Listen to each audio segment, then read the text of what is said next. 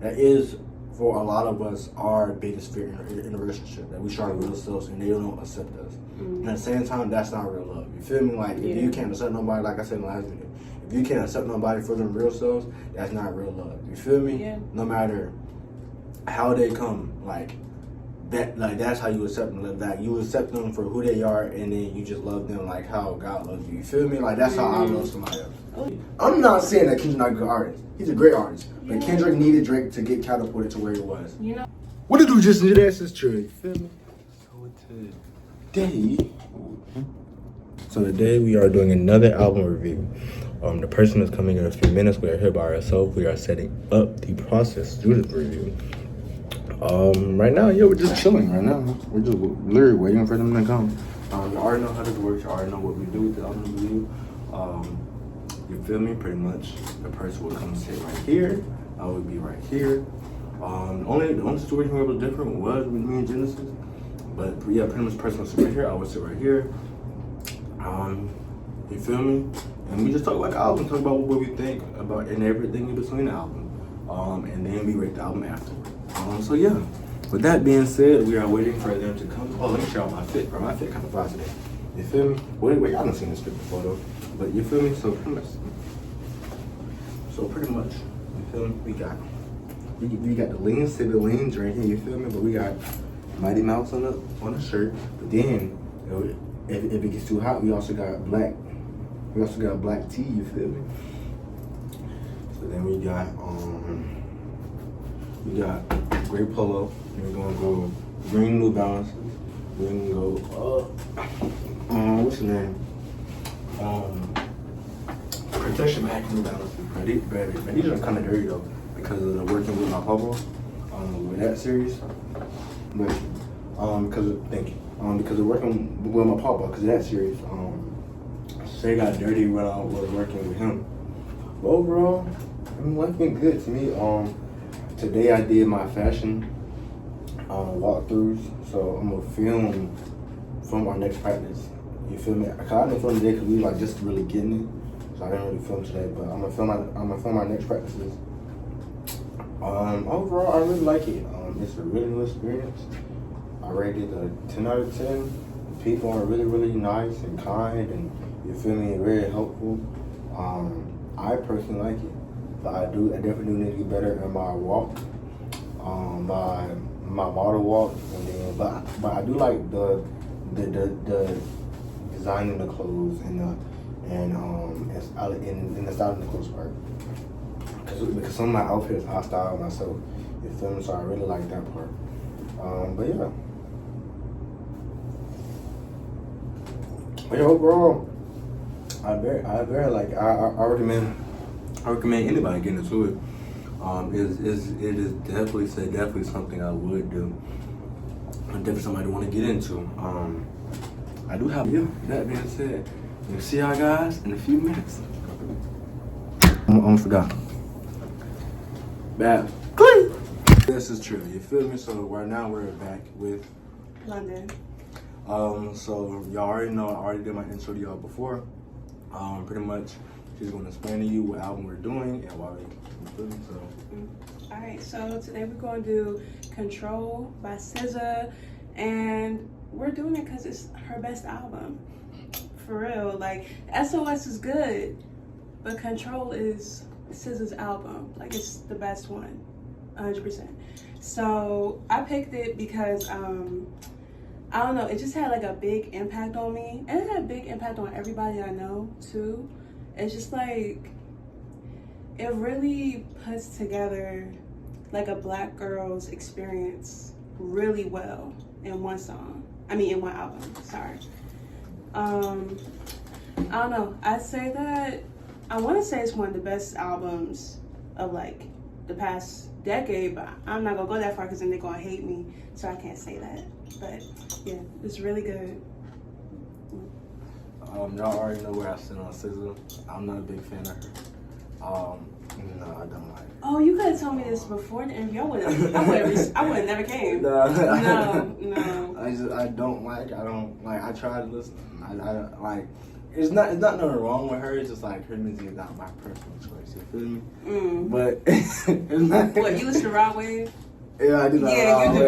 I do like Alright, but like, there's only certain albums. Not all the albums are great, but "Pray for Love" to me, one of the best albums. I'm sorry, she just don't do it for me. Alright. But as y'all know, Genesis loves SZA, so when you feel me, it's like but the first song we have is called "Supermodel." And Oh, just talk about it? yeah, just talk about it. Alright, so Supermodel, man, just that first melody, it's just like so good. It's so good. But I guess I'll just explain it. It's like the song Supermodel is basically saying how she feels like she's not good enough for her partner and how she wants to fit into that image. And I think, it just, like I said, it's so symbolic for Black girls and like feeling like they're not good enough for like their little crushes and everything. And even when you get older, you start to feel that way too. And I think it's nice that it's still relatable now, because people always will have an insecurity about how they feel and how they look, and going through like a breakup, going through like accepting the fact that they weren't good enough for that particular person. And yeah, and I think it's just, aside from all the symbolism, it's still just a really good song, and all her music is good. I don't understand why some people don't fuck with that, but to each his own. Yeah, to each his own though. I'm not going to judge too much. For me personally, I feel like SZA just whines a lot. Like it's like she's crying, Yeah. Yeah, but her music is good. It's emotional. It's just a lot, and like personally, I don't like sad music. I don't listen to Rod Wave a lot. I listen to Rod Wave in certain moments. So like my music is a lot of my music is like a lot of like trap music or upbeat music. It's still sad music because of what they're talking about, but it's like a different beat, different melody, so it makes you feel different. Like when I listen to SZA, I feel sad, I feel down. So it's like I need something else to bring my mood back up. So that's the only thing. You feel me? So I think the Control album is more like the sad one. SOS is still a little bit sad, but it has more upbeat songs for sure. And I don't mind it being so depressing, because I like just listening to calm music. Like Erykah Badu is my shit. Erykah Badu. Okay, good. Okay. But she not like sad though. Not all her music is sad. A lot of them are actually. Oh, not the ones I listen to. I listen to like, I don't know, like, all right, now one of my favorite songs by her is sad, like Window Seat. That's one of my favorite songs by her. And then Green Eyes. I like. See, that those song. aren't even the saddest ones. I The know. crazy part. That's what I'm saying. Like the ones I listen to, what's it called? Ooh, Out of Mind, Just in Time. I think if you know what that song is, you know it's sad as hell. Like most of her music is actually really, really sad. Same with Lauryn Hill. Most of her music is sad. I don't like Lauryn Hill. I'm sorry, I don't like What? her. I feel like she's overrated. Unsubscribe. Turn it off. Turn it off. I feel like the album was good, but it's not that good to Yes, it is. One album? It's one of the best albums. No. Yes. No. It was my graduation cap. It was so good. I'm so dead ass. It was my face instead of hers. It was mine. But no, it's so good. No, the album not bad. It's a good album, but it's like You just like hating good things. no. That's It's like what I'm getting at. like don't get me wrong. I listen to good albums, and like, I can admit they're good, even with singers, right? Yeah. Like with non-traditional singers, I can admit when it's a good album. At the same time, I just feel like Lauryn Hill is so overrated, and also her personality. Like me personally, I can't separate the art from the artist. Yeah. Like that's why I'm listening to Lil Uzi. That's why I started listening to Ken Carson. That's What did Lil Uzi do? Like whole devil thing. Oh. Yeah, like the satanic stuff. I started listening. Like Ken Carson was one of my favorite artists. Like I listened to him every single day. I played me, but then he did the whole devil tag. Even if it was fake, I can't separate the art from the artist. If I can't follow that, then you feel me? So if somebody's rude on stage, somebody's rude is a rude person, I don't want to subscribe to their music. No, that's real. I do understand that with Lauryn Hill, for sure. I just grew up on her music, so I already like her. But that's true, because that's why I'm never gonna go to one of her concerts. Yeah. She's always late. She never sings it right. I ain't going. And then she sings it wrong on purpose too. Yeah, like, just to fuck with people. Like, stay on melody for once. I swear, like, not once in her entire career has she sung a song right, except for that one album, the live album. That's it. She's never. But that's crazy that you don't like Lauryn Hill. That's crazy. I mean, it's not even like. What, you hate Beyonce too? I don't even start about her. Don't even start about her. Oh my God, you hate Beyonce. Don't get me wrong. I love some Beyonce songs. Like Single Ladies, great song. 7-Eleven, great song. You There's sound some like other a white songs. man. There's some other songs that are great songs. Every white person says, "Oh, I love Single Ladies" when they talk about Beyonce. I don't like Beyonce. She Now you don't ever do it heard for Kendrick songs? Songs from Kendrick? Really? Only because like somebody compared her to Michael Jackson. I'm like, ain't no way anywhere you compare that to Michael. Okay, wait. I would say her impact. No, don't say it. No. I'm not saying it is Michael Jackson. I'm saying it's the closest to Michael Jackson. Aside from Michael Jackson, who else has that big of an impact on multiple generations? Are we talking about? No, I'm talking about in the world, not just America. Okay, I'm talking about America. Oh, okay. We talking about strictly America. Shit, bro. What's the name?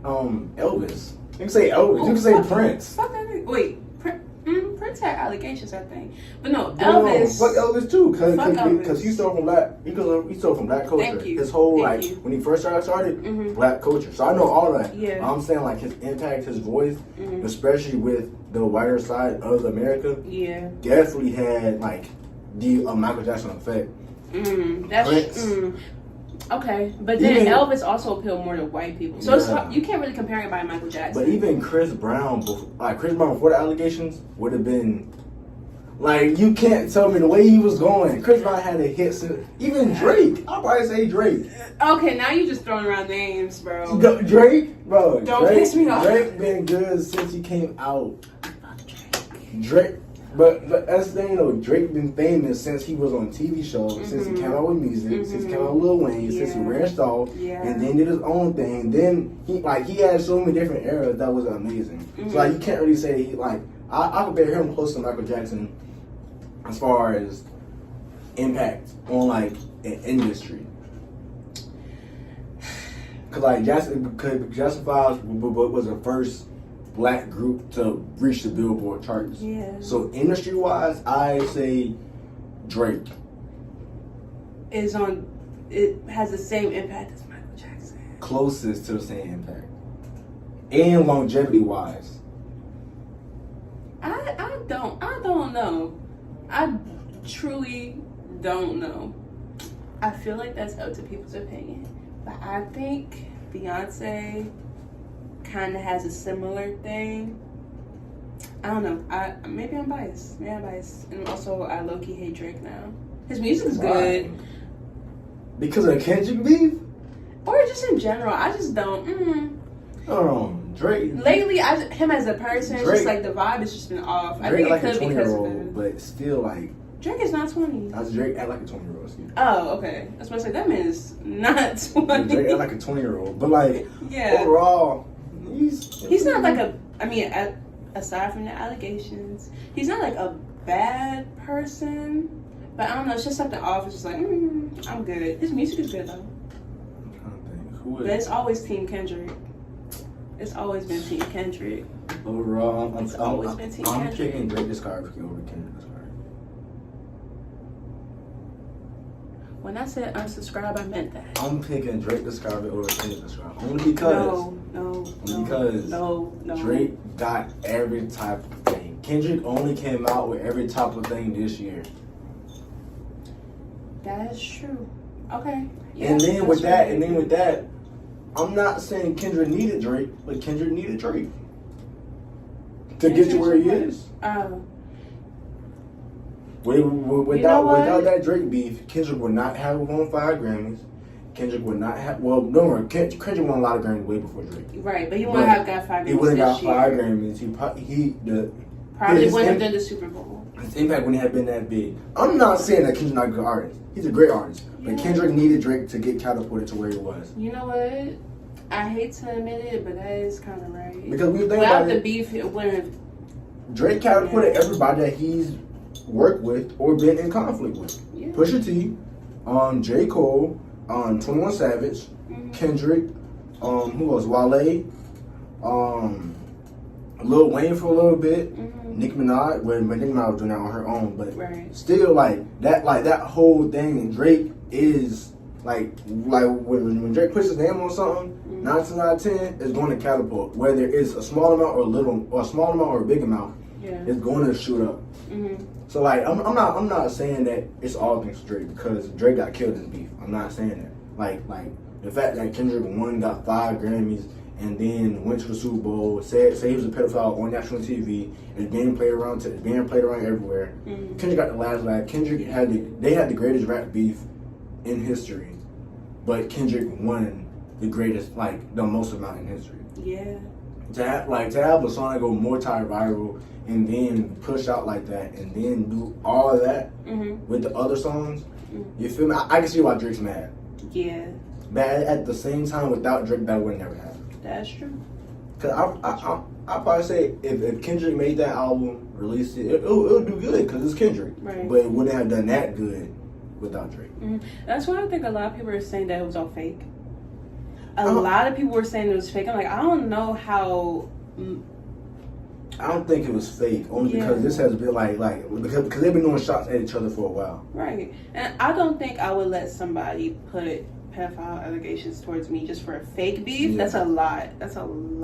And then it wouldn't help Drake unless he makes like a comeback album and it's actually good. I mean, almost anything Drake put out right now is gonna do good because they wants to hear what he say. Because if he say something about Kendrick, then it can restart it. So, but I don't.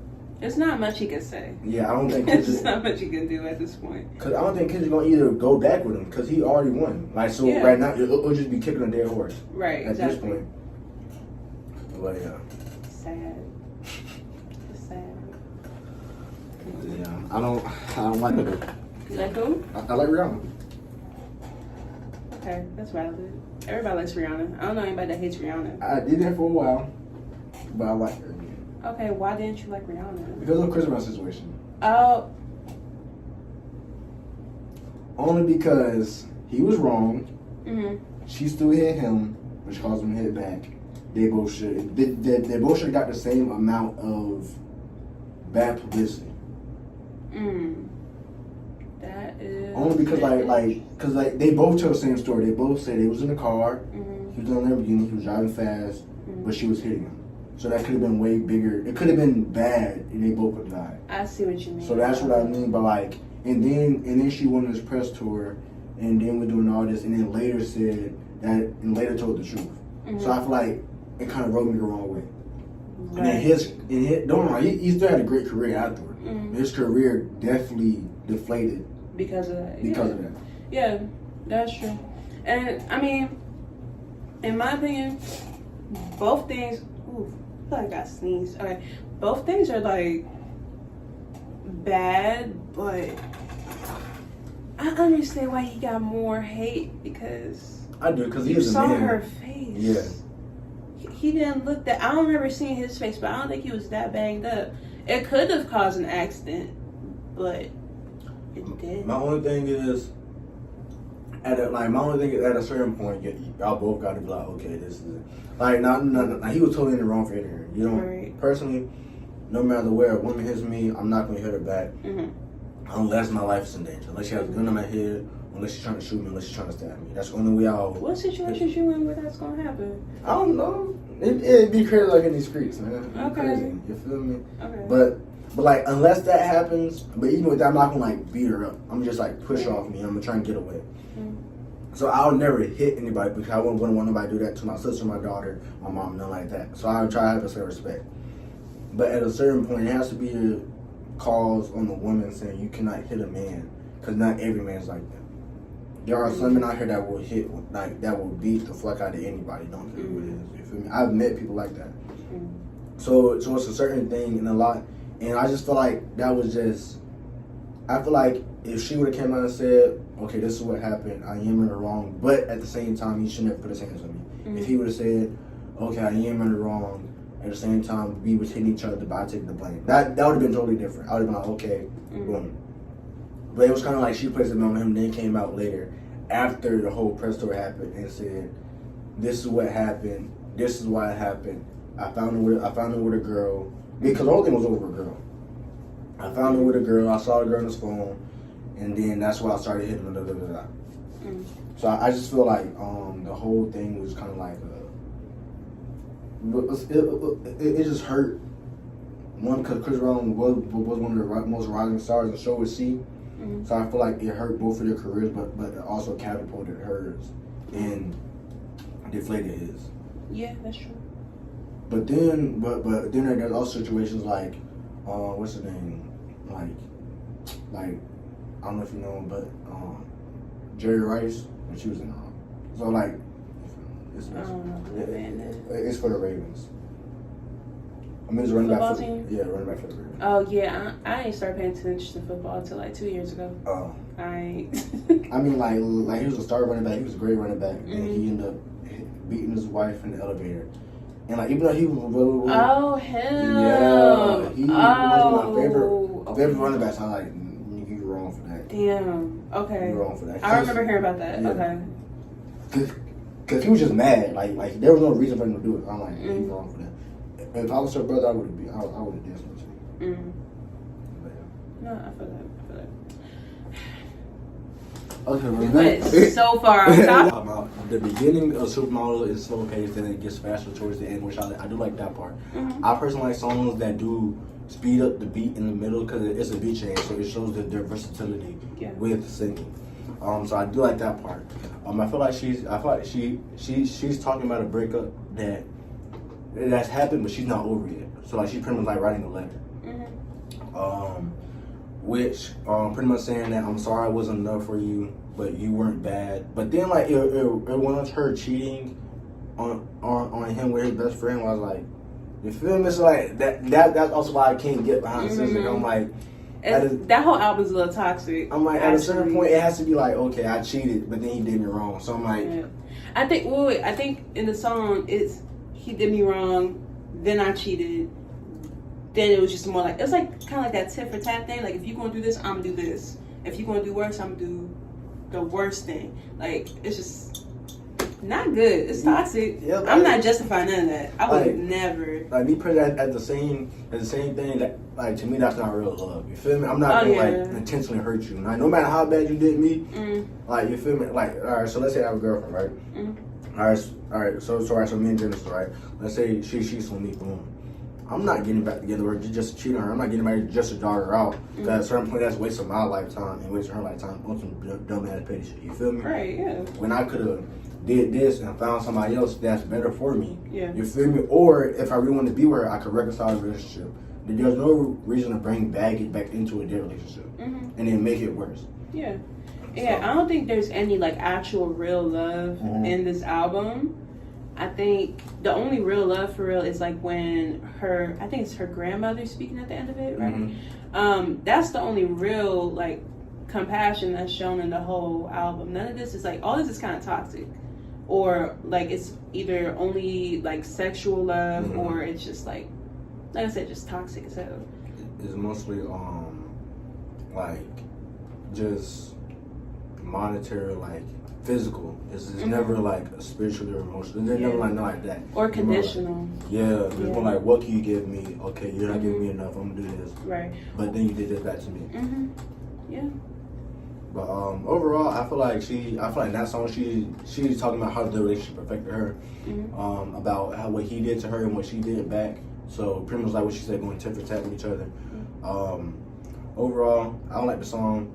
Cause like she kind of contradicted herself with the cheating part. I don't like that part. Cause like even though he is wrong, cause you went to Vegas on Valentine's Day, so you are wrong. But in the same sense, why did you cheat on him with his best friend? Cause she just felt like No. unloved. There's no justifying cheating though. That's what exactly. And but then, that's like, why she did it. Yeah, but then you wanted to hurt him because you did with his best friend. Like, you could have did with some random man at the bar. You feel me? But you chose to do it with his best friend because you knew it was gonna hurt him. That's true. So I said it was toxic. I didn't say it was a healthy album. I never said it was a healthy album. It's bad. It's just good. The verse, I'm like this. But overall, the song is not a bad song though. Like, it's not a horrible song. I do like when I listen to it, I didn't actually enjoy the song. Yeah. But the message of it, like if I blurt out the words, the song is good. But the message of it, I don't like the message. Yeah. The next song is called Love Galore. I shouldn't have been listening to this song when I was a kid. Wait, okay. Basically, yeah. You could go first. I want to collect my thoughts on this one real quick. Alright, so the song starts off kind of fast. It is very, very fast-paced song. I think this one with Travis Scott in it. Yeah. I do like the song. Well, I like Travis Scott's part. Okay. Overall, pretty much it starts off fast, but then it goes to more of a medium-paced song. But I do like the beat of it overall. But she speaks on how she treats men, and how she deals with other relationships that she's had in the past. But then there becomes a guy that comes in her life, or a person that comes in her life and not treating her like she treated them, and she doesn't like that in return. So now she's pretty much talking about how she feels. But in my opinion, I'm like, you treated somebody like this, so it's kind of like karma. It's like what you dished out came back to you, but you don't like that. And I feel like Travis Scott is just pretty much saying the same thing, or like speaking from the guy's perspective on like what's happening. Which for me, I can't really feel bad for her only because of what she was like she put up, I did this and I did this, and then like, but why won't you do this? Like, why won't you love me? And I was like, you feel me? I'm like, what the hell? But yeah, I feel like Love Galore is kind of a continuation of Supermodel for sure. Like, I mean, all of this is in like the same story, but like Supermodel and Love Galore just feel like it's the same couple going through the same stuff. They always like fighting. Neither one of them feel right in the relationship, and it's just, I don't know. To be honest, with Love Galore, I never really paid attention to the lyrics much. After she said running back to the strip club, I kind of like I kind of tuned out after that. I just focused on the beat. Cause not that the lyrics are bad, because if you were at a strip club, they get paid. So I have nothing to say about that. It's just that after that part specifically, I just like remember just thinking about the beat. I know it's weird because I know all the lyrics, but I didn't pay attention to it for real. So I didn't realize like it was actually talking about a toxic relationship until like a few years ago. Not gonna lie, like just one day it kind of clicked. But I think, there's a reason it's the most popular song. I just feel like it shouldn't be the most popular song off the album. And this might be controversial. Travis Scott's part could have been better. It could have been better. It could have. Especially, I know we're not talking about SOS, but his part on Open Arms was so bad. I mean, this is the first SZA album I ever listened to. Okay. If you listen to, I'm sure you're this gonna isn't like the it. first one, but this is like the first fully well. No, I know what you mean, yeah. And it's just like, I don't know, I'm glad she released a version of both songs without him on it. Because it's like, he just, when I'm listening to SZA, I want to hear SZA. I don't want to hear somebody rapping most of the time. Like, if I listen to SZA and I'm sad, I just want to listen to SZA and be sad. I don't want to hear a nigga talking to me right now. So I don't know why she thought that was a good idea, but I'm glad she released the version without him. That made me happy to see. Not that it was bad, but I just don't want to hear him that much. That sounds like I'm being a hater. I'm not. I promise I'm not. I mean, I don't like Travis Scott either, so. I mean, cause like, don't get me wrong, I actually tried to listen to it, right? Like when Astro World came out and everything like that, I got into like a little Travis Scott phase. And I was like, this shit is ass. I can't do it, bro. I never listened to him for real. I tried. I can't. Like, cause like that was the time where I was big in the Juice WRLD, and Juice WRLD had this was like the months leading to him passing. You feel me? So I was him and Juice WRLD was like main rotation. I wasn't a sad kid. I just like Juice WRLD. But it that's like, why I asked. It's a little depressing lineup you got. No wrong. A little Juice WRLD did catch me in my feelings a little bit, but overall, like Juice WRLD to me was just cool. Like his whole thing was just cool. Yeah. Like the way he like maneuvered, the way he was like confident in himself, even though he wasn't. It was just cool how he carried himself. So like I like that part. But I ain't like the Jordan. But I ain't like the Jordan part. You feel me? But other than that, Travis Scott, not a great artist. Great on features. Not a great artist. He scared me a little bit. Why? He just scared me. Could look like a fish. I wasn't even gonna say that, but yeah, he do look like a fish a little bit. I wasn't gonna say that, but yeah, but no, he just scared me. Like I don't have a reason. He just scared me. Like his whole. I think also because of there's one meme that actually happens, like a bunch of fire behind him on stage, and he's like screaming and holding the mic stand up. That one. What? Because I never listened to his music for real, so I was like, what type of song warrants you to do all that? And it's not rock music, because I do listen to rock and alternative music too. If you're not a rock artist and you're doing all that, what type of shit are you making? He just makes like a lot of mosh pit. Yeah. Like you'll never see me at his concert. Yeah.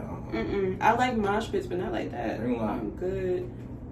If I would have still been listening to Ken Carson, I would definitely want to Ken Carson concert because they had one like 30 minutes away from me. Really? But I knew every single like the whole A Great Chaos. I knew the whole thing by heart. Damn, I never listened to a single song. Ken Carson? I never listened to him before. I don't think I have. Not that I know of. Maybe I listened to him on accident.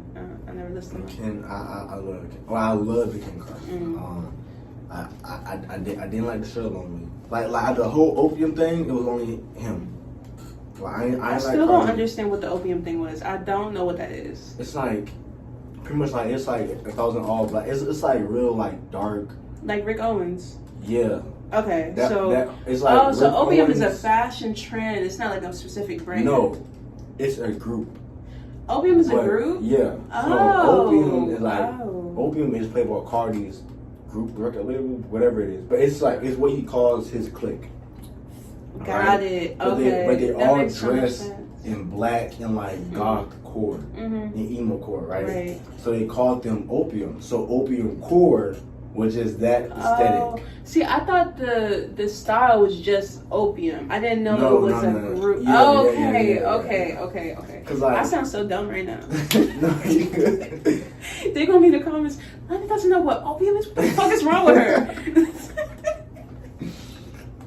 I mean, but like they do wear a lot of Rick Owens, Chrome Heart stuff. Like, so they wear a lot of stuff like that, but like that's what it is. It's just an aesthetic. But then, like at first, it was like a group, but then it got pushed from TikTok to the aesthetic. So like, if you see people call an all black fit, oh that's opium fit, or that's opium core.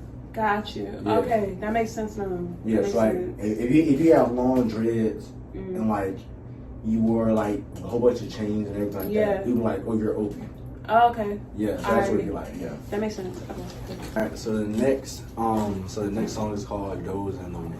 Doze in the Wind. Or doesn't. I love this song so bad. I mean, like, I can't play it out loud when I'm home just because of how many times he says pussy, but like... Oh, that's this song! Yeah. Okay. But it's so good. You know, like, I hate to sound like, you know, just like the biggest Kendrick fan, but anything Kendrick does, I'm gonna fuck with it. I'm sorry. I think it's my brother's fault. My older brother listened to Kendrick a lot. He listened to Kendrick and Tyler, the Creator, so much when I was a kid. Don't say ew. I hate Tyler Creator. I hate him so bad. Don't piss me. I hate that shit so bad. Why? Only because of the whole Goblin cover thing. Goblin cover? What's wrong with the goblin? Yeah, I like anything dealing with anything demonic, I tune off. Okay. I will admit, Tyler's music was a lot. Tron Cat is so good if you just don't listen to him talk. like the whole song is just goes la la la. Just listen to that part. Don't listen to anything else. Don't listen to anything else he's saying. Just listen to the nice part.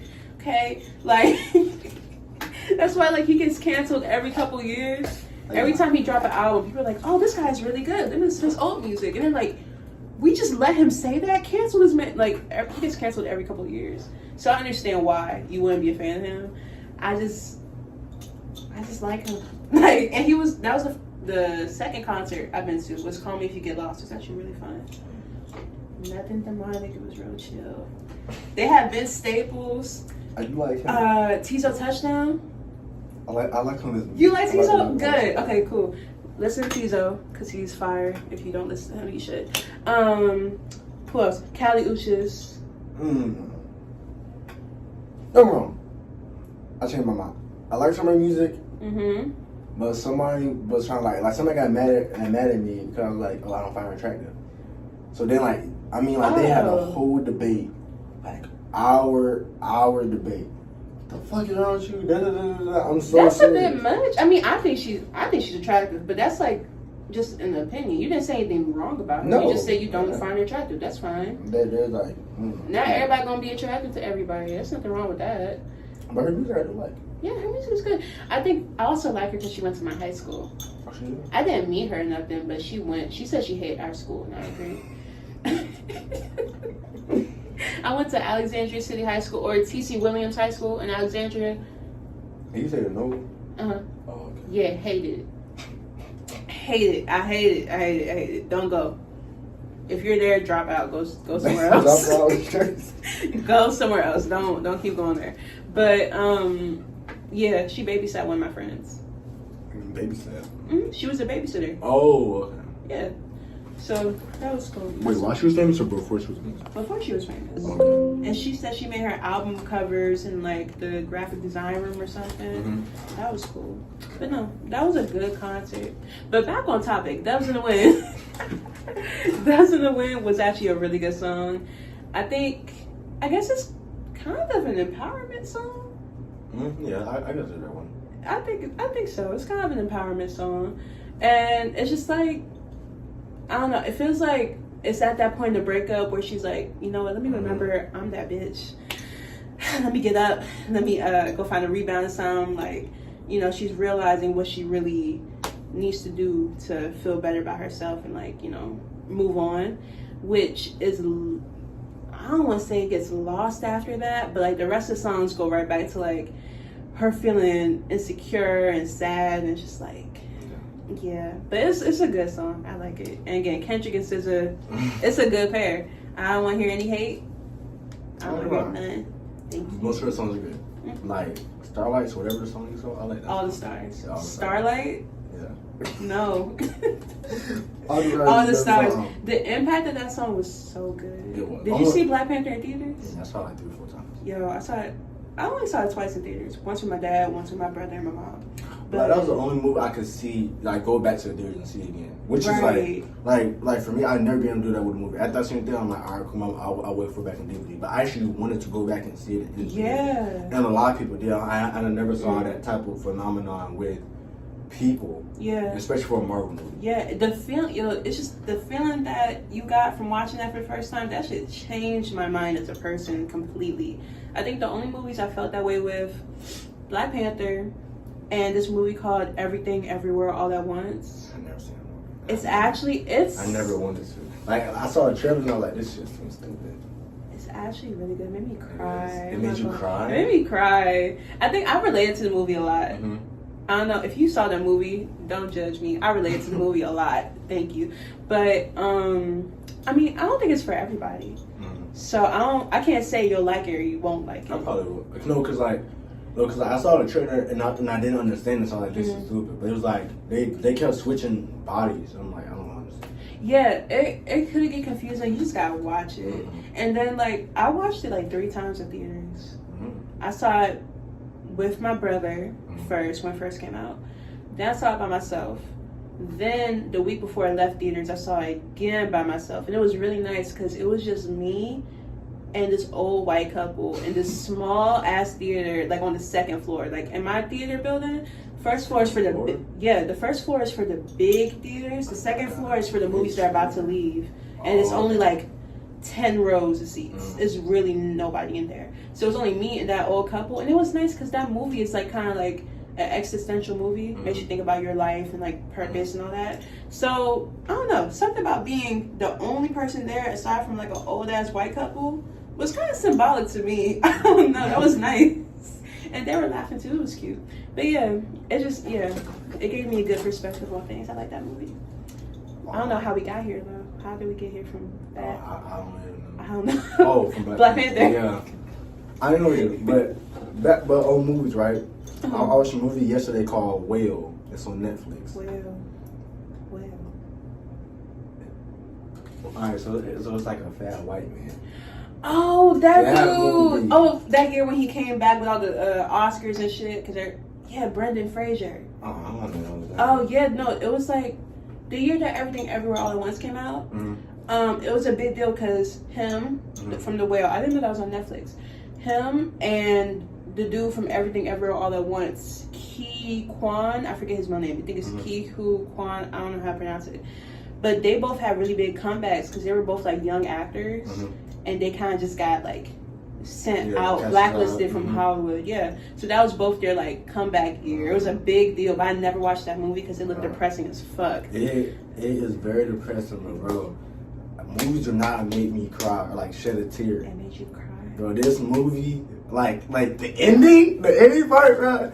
The movie like made my eyes water. I didn't cry. You feel? I don't cry in movies, but the movie made my eyes like water and then a tear. I was like, damn. But like every time that happens, I always clap and applaud the movie. Cause like for a movie to do that, it's like damn. Like you really gotta do something in the movie to do that. The movie was for amazing. Something fake to move you that much. Exactly. Yeah. And then like it's so good because it doesn't change scenes. It's in a stationary. I'm like, what? Yeah, it's just saying one apartment. It's in one one small ass. I'm like, damn. And then like in the fact that like I don't know. It was just it focused. It hit all small points. And it was like socially correct. At the same time, it was an amazing movie. It hit everything, but it was so greatly put together. It was like, bro, I'll watch that movie again tonight. It felt like that movie's amazing. Oh wait, I'm gonna have to watch it. That movie's amazing. Cause like at first I was like, what the fuck is this? I was like, this is. I was like, I put it on because I was like, I don't got nothing else to watch. Right. I'm not watching it. Damn, this shit on the. And I'm like. Yeah. And I'm like, damn. But then I'm like, but this nigga dickhead. I'm like, oh fuck, bro. This nigga raw. Like, my movie kept changing. It's like, it's so dark, but it keeps you involved, which is great for a movie. Yeah. I'm gonna watch it. I'll check it out for sure. But overall, so the Dove's in the Wind. I feel like she's pretty much saying like men only use her for sex. From what I got from it. And then like she's saying how, you feel me, it runs the world and how anything would do anybody for it. Yeah. With anything for it. And then she refers to she should have been like Jenny from Forrest Gump because he made her wait for it. Or like something like that. But like it was genuine love from Forrest. So that's why he didn't mind. You feel me? Which you know, I did understand that, but the movie overall pissed me off. Forrest pissed me off so fucking bad. I haven't seen it. Like, you haven't seen Forrest Gump? I mean, I ain't watched it like last year. All I know is he said life is like a box of chocolates. That's it. I never actually seen the movie. It's just, okay, you said you don't cry when you watch movies. I don't. I cry at a lot of movies. And even just looking at something sad, it's like I'm kind of like that empath thing. Because if I just look at that movie or I just think about how sad he looked, I'm going to start crying. I swear to God, I'm going to start crying. Like, I can't watch actual sad movies. I can't do it. I can. I like, personally, I'll watch sad movies. Like I'll really watch it, but it has to be like the right thing. Like, I'm not gonna watch it if I'm in a happy mood. I'll watch it before I go to bed or something like that. So I'm like, okay, if it's boring, I'll fall asleep. And if it's not boring, I'll stay up and I'll watch it. I'll like it. Now, I get too immersed in movies. I said this on my channel. I get really immersed in movies, and if it's a horror movie, I don't watch horror movies. I'm gonna get like I don't watch horror movies. I can't do it. I really like horror movies, but I just can't. I don't do it. I don't mess with demonics. I don't mess with demons because a lot of them are based in like. Okay, what about the possession. non-demonic ones? There are horror movies that aren't demonic. It's just like a crazy ass nigga, like Jason. Because I would have put myself in that situation. Right, but they didn't really have a choice. Yes, they did. They were just at the camp, and that nigga popped up, right? So don't be at camp. Okay, but let's say, that was just like an unsuspecting situation. Let's say we sitting here recording video, Jason. You feel me? That's how it was for them. They were just chilling at camp. Yeah, some of them wanted though. Like they were just running. You outnumbered him. He got a knife. How you gonna fight him? You know how many times that nigga got resurrected? That nigga is undefeatable. That nigga's alive. He's alive today. That nigga's still alive. The first time they saw him, they didn't know that. They just ran. You know what? That's true. You know what? Yeah, the first instinct for me though, get the fuck. Oh no, you're wrong. You're wrong. Yes, but I'm not going to be in the forest. First of all, I don't go out camping. Yeah. And if I do, I'm gonna have a gun with me, a couple guns with me. So, at a certain point, I'm gonna use all my ammo before. You feel me? So yeah. But if he's still alive by the time I shoot all my bullets, I know I'm gonna be dead. You feel me? Because if he took 82 shots, it's nothing else you can do. Yeah. Like, what is he gonna do? Like, ain't nothing. So I'm just box him a little bit. He beat me. What about like okay, I understand. Don't watch the demonic horror movies because those do creep me out. They just give me like the worst energy ever. I hate it. But what about like? It's kind of not a horror movie, but Pennywise. Nah, that's still a demon. Huh? That's still a demon. It is. Yeah. I thought he was an alien. Alien something. I think it's an alien. Well, all I know is that me comes to people's dreams at night, or he comes in your dreams or nightmares or some shit like that, and scares you. And then like he feeds off of fear. Sounds like a demon to me. I don't know. You know what? That's true. That's actually true. Yeah. Like, even like now, I can watch Saw. Cause like Saw, like for me, Saw, the people in Saw put themselves in that situation. No, I thought they just woke up and they were there. Oh no, I thought they signed up. I didn't watch that shit. Maybe I'm thinking about a different movie. I'm not watching it. Yeah, I thought some people like signed up for it, and then like that's how they got into it. Those are the horror movies I like to see. When people sign up for shit and then bad shit happen to them, like, yeah, you signed up for that. Yeah. Like Squid Game. I like Squid Game. I do fuck with Squid Game really bad. I wish it didn't end like that though. I'm ready for the next season to come out now. Yeah. I need it now. Me personally, bro, I'm getting that ammo to them. Huh? ASAP. Me personally, I'm getting that ammo. ASAP. They all. Oh, the way that they stormed the building. Like, don't wrong. That all the ammo come with me the first time, and ain't no going back. True. Ain't no going back. And then the main character to me is stupid. Why would you trust 001 if you didn't trust 001 the first time? Like, he just, no common sense. No common sense. And then he happens to have so many similarities to him. Like, they both can't drink milk or some shit. Exactly. Like, are you not a little bit suspicious? And then, a little bit. Even if it is the plot, that don't make sense. Make a better plot. Like you could have did something. Like, me personally, he could have been suspicious the whole time, and then told him something different so you could see if he moves a certain way. You know, like, he could have been smarter, especially with all that money on the line. Exactly. And my whole thing is, if I won, and we had all this much money, and people's like, oh no, I still got debt. That's on you. You got that debt. I'm beating you so I can get money. Me personally, we jumping you, and I'm not losing no fight. Straight like that. And honestly, I would have just took my money and ran in the first place. Because why would you go back? And then why would you be homeless? He was homeless for like a year. I understand why he went back. I can understand that, but why would you be homeless for a year, living on the streets? Yeah. When you got millions of dollars in your bank? Well, because like he felt like it was blood money. It's like, yeah, but that's what you signed up for. Alright, so put like this, right? Let's say a man walked up to you with 2 buttons. And was like, okay, this button kills 1 billion people. This button gives you $1 billion. But whatever button you press, like the opposite will happen. So you take the money, the 1 billion people will die. No, if this button gives 1 billion people food and resources and things like that, it makes them like be able to live. This button gives you $1 billion.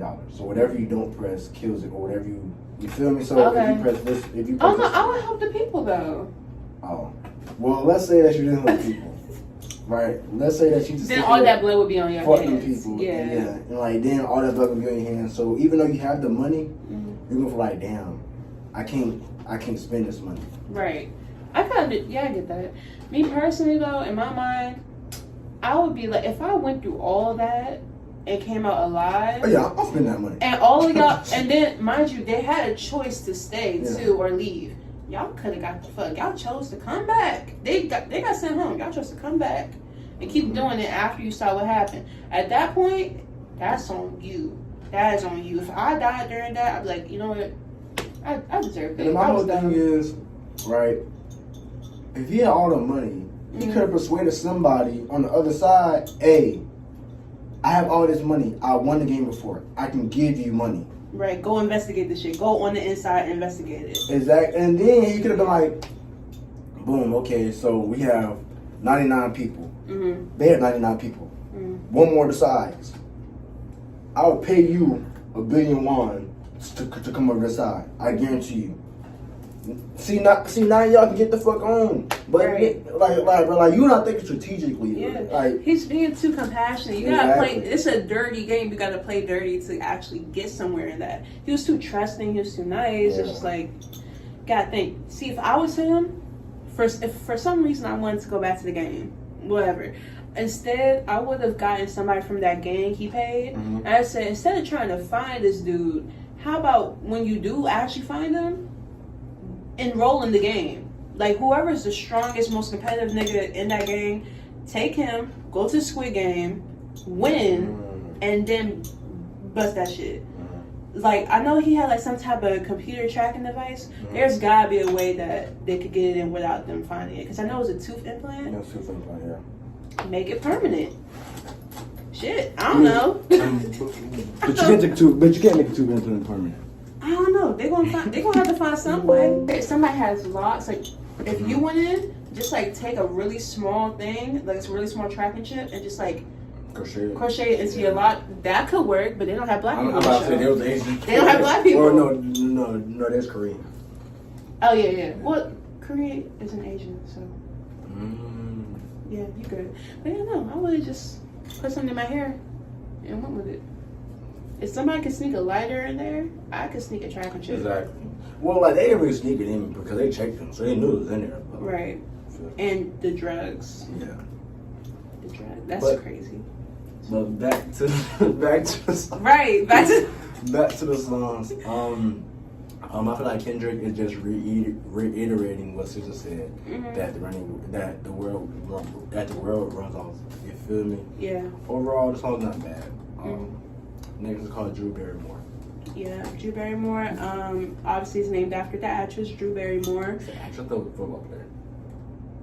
No, Drew Barrymore is an actress. Oh. It's a show too. She has her own talk show. Yeah, she was a child actress. I think she went through a lot of like sexual harassment as a child, and that's why she named the song after her. They do have an interview where like SZA talks about why she used her name for that. I just can't remember what they said at the moment because I watched that a while ago. But I think it is a very upbeat song, but just all her music is like upbeat but so sad. It's so sad. Like I think for me, I think it's one of the most relatable ones. I'm trying to remember what I thought about it before. Yeah, it's just like that insecurity thing again. But the way she words it is just like, for some reason, it just hits so much different in that particular song. I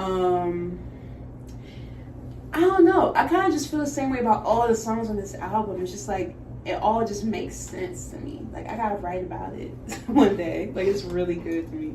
And yeah, Drew Barrymore is an actress. She's white. Oh. She's a white actress. Yeah.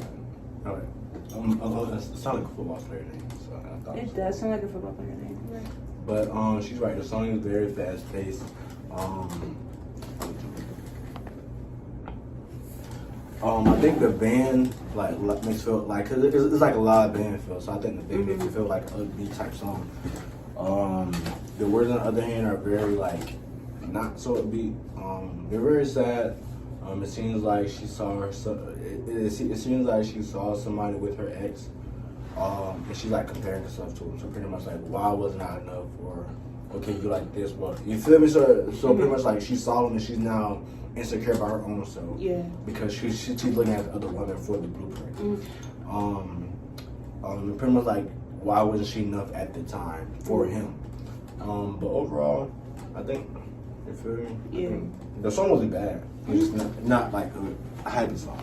Yeah, and I had to look Drew Barrymore up real quick just so I could get like a really good description for this song.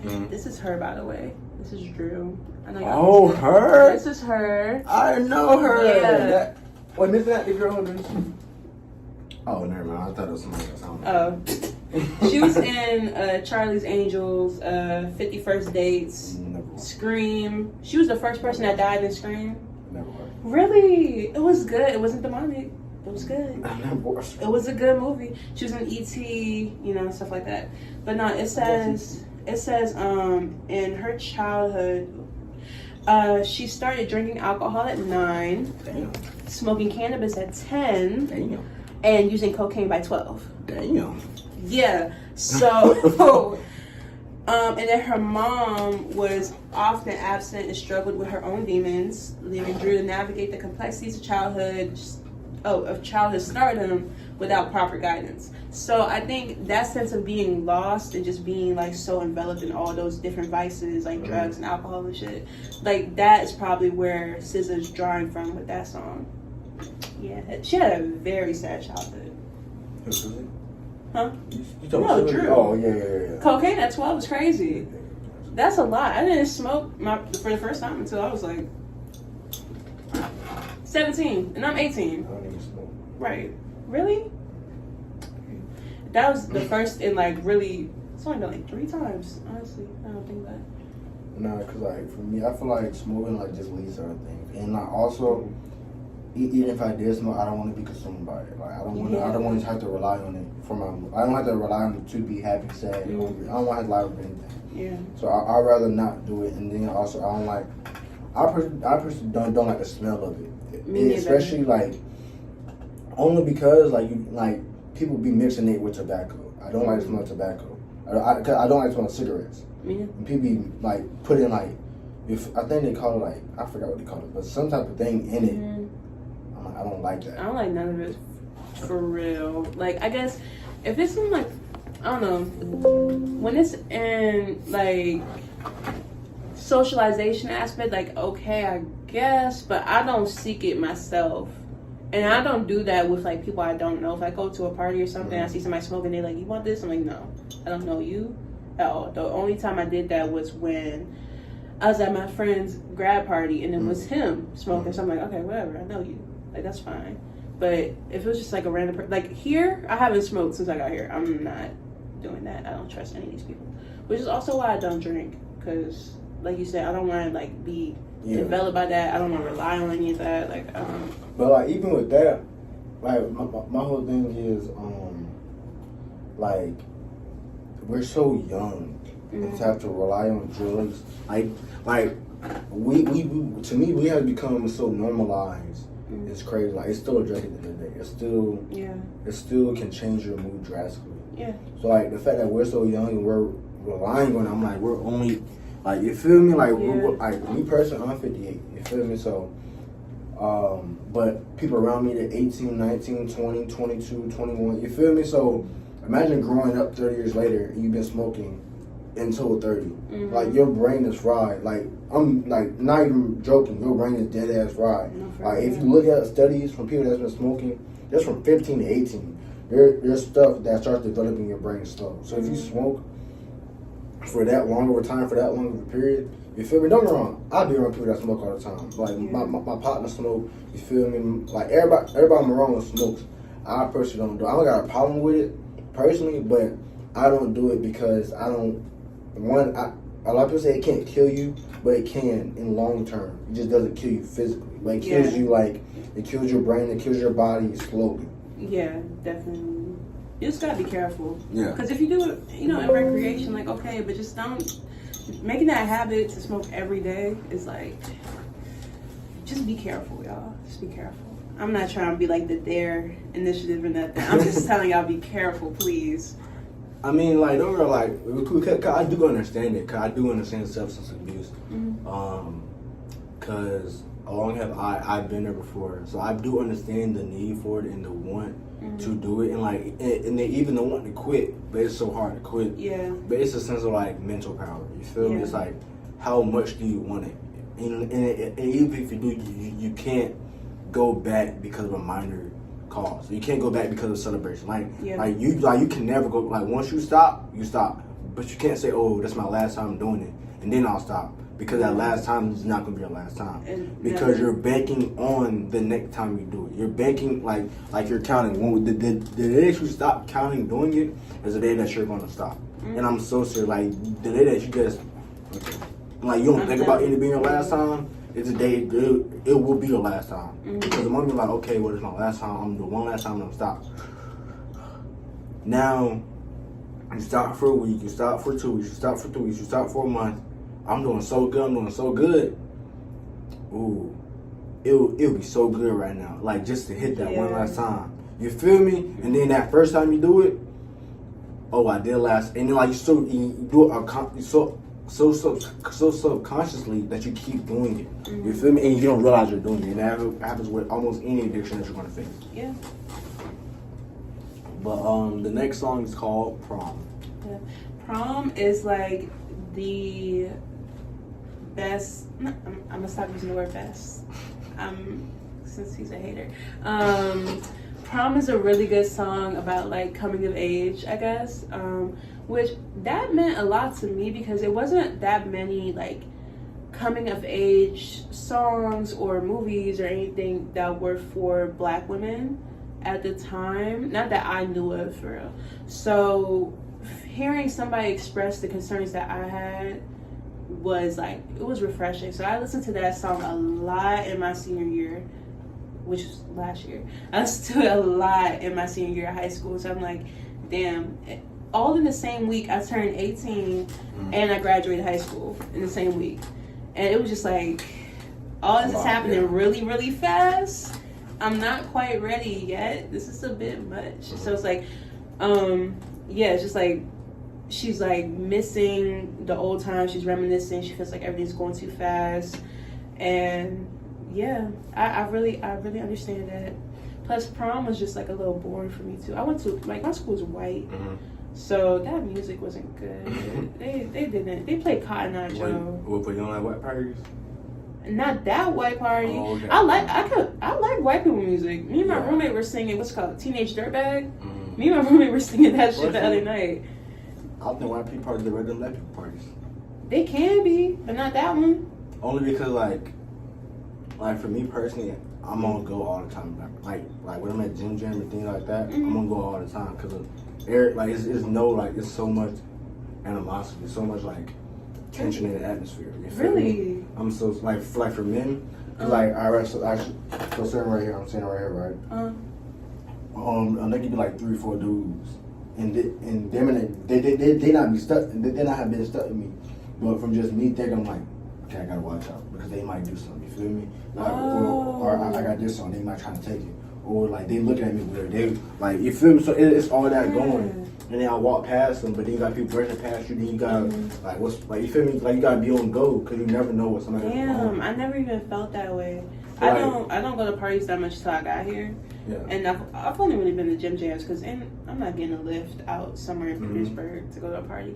But every time I go, I feel like cool and comfortable when I go to parties. But it's different with women because like women like from what I've seen in party situations like that type of atmosphere, women are very helpful to other women. So they will like that's why I feel that way. They will take a random girl they don't know and carry them around the whole night. Like they'll just make them tag along. Which my roommate did. Exactly. Remember, there's one girl. She just in the line while we were waiting. She just got so sick, and my roommate took her all the way back to our dorm because she was in our dorm too. She took her all the way back to the dorm and came back.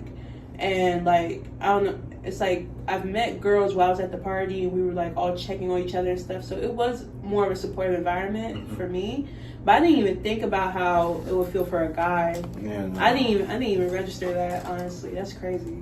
But like for white people parties, it's like I wouldn't say they're scared of you, but they're more like I don't care what you do. I'm in my own, like, you feel me? Because they off all these type of Zans, Molly, Coke, like they off everything, right? So they just in their own world. They just dancing, they just vibing with you. You feel me? And at the same time, if they bump into you, they be like, "Oh my bad, excuse me," and then they'll walk past you. Feel me? Or they're very polite. Like they will say "excuse me" when it's a pat. I mean, like you feel me, like this. And they'll still say "excuse me, my fault, excuse me," and then like I don't. It's just the energy's different, and they actually know how like the men are dancing with the women. The men are not just. It's not even just women. It's like men like a group of men just dancing. Yeah, they're just dancing around. They don't do that much. I realized the one time I saw that was when they were doing. Oh, I don't know this song. It was like, I know you want to cry all night. That joint, that dance. That pit where everybody was jumping. I got caught up in that. My feet left the ground too. Like I wasn't even walking for a second. Somebody was just like, no, nobody was holding me. But like I was just kind of smushed between people to the point where I didn't have to walk. I was like being carried unintentionally. I just wasn't walking at a certain point. But that I don't really see niggas dancing that much. Now that you say, unless it's like I don't know the wobble, but they don't even do that for real. And then like. Don't even be sorry about it. It's not God. I see the same little kid just walking around. Yeah. And it's like, okay, for me, it's like, yeah, there's some cute ones, but just because you find them cute don't mean they gonna date you, man. Like, let's be real. Like, I love to be delusional, but let's be realistic. Especially in hookup culture. Yeah, that too. I hate that. That's a whole nother conversation. Like, I hate that shit. I can't do it. Y'all already know about me, fam. Y'all know that if I'm very tied in, very locked in, you feel me? I don't subscribe to that. Like even like when they feel me, but for me, like I don't know. For me, I'm not into hookup culture. I don't want to catch STD. I don't want to be like tied to anybody like that. People are crazy. People families are crazy, and essentially this is God's temple for you. So like for me, I feel like that's like making one. You feel me? Like So that's why I just. You feel me? I'm not sure my partner's watching. That's what I say. That's real. So yeah, it's like she's reconnected with her friends, but she still gets like pulled back into the relationship and stuff. But they're still kind of trying to like keep her upbeat and encourage her to stay focused and stay, like stand on business basically. And I get that because well, I'm sure this wouldn't be her first ex because it sounds like she's had many boyfriends from this. She got like 30 or some shit like that. Really? Yeah, she said 30 some shit. Damn, but she also be lying, so I don't know. She lies a lot. So, I don't know.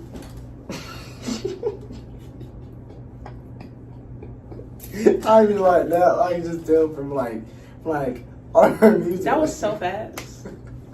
I didn't. The words didn't even finish coming out my mouth, and he said, "I can tell." Because y'all can too. I don't know why you act like you can't. Still, y'all can. It's the quickness with which you said it. Because somebody knew what you were gonna say. All right. But no, it's just like, yeah, I can get that. Because, like I said, like, I don't think this is her first ex that she's singing about. But for me, with my first boyfriend, it was like, my friends had to really remind me, that you broke up for a reason. Don't do that. It wasn't a bad relationship, but we broke up for a reason. Yeah. Well, I broke up with him for a reason. So it's like you gotta have a supportive friend group around you to keep you in check and like really remind yourself why you should not get back into situations that you removed yourself from in the first place. Clearly, she doesn't listen at all. But you know, it's still nice to have that song there, and it's encouraging too. Like, it's just saying, "Go Gina." Like, I think that came from Martin. Probably, yeah. I think that's a reference to the Martin show. Yeah, but no, it's cool. I like it. It's a good song. Yeah, pretty much. 10 out of 10. Okay, fair rating. Pretty much. That's the right answer. She talks about having a relationship with a guy, but it seems like he does not want a long-term relationship with her, and she doesn't like that. In the middle of the song, she kind of talks about like focusing on herself now and trying to keep herself focused with her personal life because she got away from it from being with the guy. But she hopes that he doesn't leave her. Like when he actually sees her for who she is. Yeah. You feel me? So pretty much it's like, okay, I'm showing you who I am. I want to have a relationship with you, but I hope if I show you who I am, I hope you don't just leave me like everybody else did. Right. So pretty much that's what she's saying. Yeah. The next song is called Garden. So this song, man, it's just like, I know this song is probably really toxic when you think about it, but when I first heard it, I kind of felt like the first time I heard it, I felt like she was just so comfortable with this person that she felt like he was a part of her, and she felt like the most at herself with him. But then, like, when I revisited it, I'm just like, she needs him. She can't live without him. She can't go through life without this man. And then she's also kind of begging him to open. She says, open your heart up. Like, she's begging him to open up so that they could both be that comfortable. But clearly he doesn't want to open up to you. It's kind of one-sided, which most of her songs are. And just like, it's sad because it's like, I can understand that feeling, being so comfortable, but you can't beg for that type of love. That's not going to be something you just ask for and then it comes. Like, you gotta that's not how that works. But it is a really nice song. I don't know if it's my favorite because it just feels like, first, the electronic part, I don't know if I like it that much. The synth beat, I don't like it too much on that song. But it's also just, I don't like the begging. I can't beg somebody to care about me, because then they don't actually care about you. If you have to ask them, can you care about me, please? And they don't actually care about you. They're just doing that because you told them to. And they probably don't care about you even after you told them to. So I can't relate to that song. It's the one song I really can't feel anything towards. Personally, like my interpretation, the song is very upbeat, very from the last song. Like she said, there is an electric guitar melody into it, which I do like that part. Pretty much in the song, she's like pretty much what she said. She's saying how she needs her partner because she feels like he's her safe haven, and how like he makes her feel this and this and that, and how she feels so like safe and vulnerable with him. At the same time, if you feel that way but he doesn't want to stay, then he's obviously not your safe haven. You feel me? Like you just clinged on to him because of the situation. Like, he's not like what you need. You feel me? But also she knows that she's not perfect, and she hopes that she hopes they love her. Like, they don't stop loving her when they found out that she's not perfect. You feel me? Because the whole time she's been kind of presenting a perfect her, but she's kind of like saying, okay, I need to show my real self. Which she's kind of scared that they won't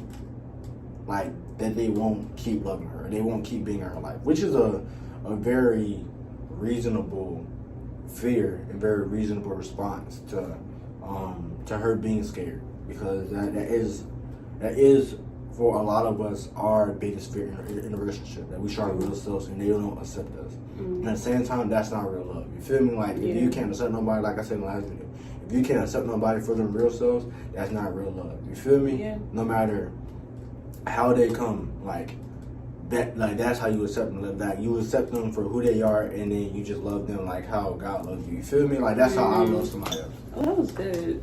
That was good. That was good. Also, I see what the next song is, and I realized I kind of mixed up my songs. Whatever I said for Love Galore, I meant for Broken Clocks, y'all. I'm so sorry. So you could just say your part, because whatever I said for Love Galore, I started singing the lyrics to Broken Clocks to the Love Galore beat in my head. So just ignore me. I'm so sorry. I'm so sorry. Okay, so Broken Clock was their song. It is more of an upbeat song. But the words are not. The song is talking about her fair relationships, which to me is a lot. Like, I don't know, if you have this many albums of relationships, it's a lot of relationships. So I'm like, me personally, if I had that many relationships, I was looking at me as a problem, because at a certain point I gotta take the blame for something. You feel me? It's like the common denominator is you. Exactly. So I'm like, I said, self-reflection. Look back at yourself first. Yeah. Before you get to another one. But she is referring to them as broken clocks. Like, she's saying, I have all these broken clocks, I have all these things, but I took nothing from it. Like, I'm still, like, I gained nothing from these relationships. You feel me? She's and she also keeps reminiscing about the same thing. Exactly. Yeah. But then she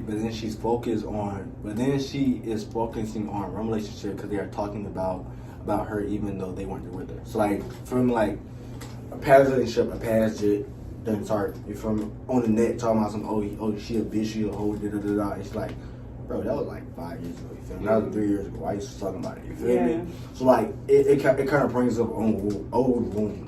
So that's what she kind of talking about in that song. Yeah. That song is called Anything. Oh, that's one of the wait. Do I remember this song? Wait a minute. We got a fake SZA fan here, man. Fake SZA fan here. You can't say shit about being a SZA fan, because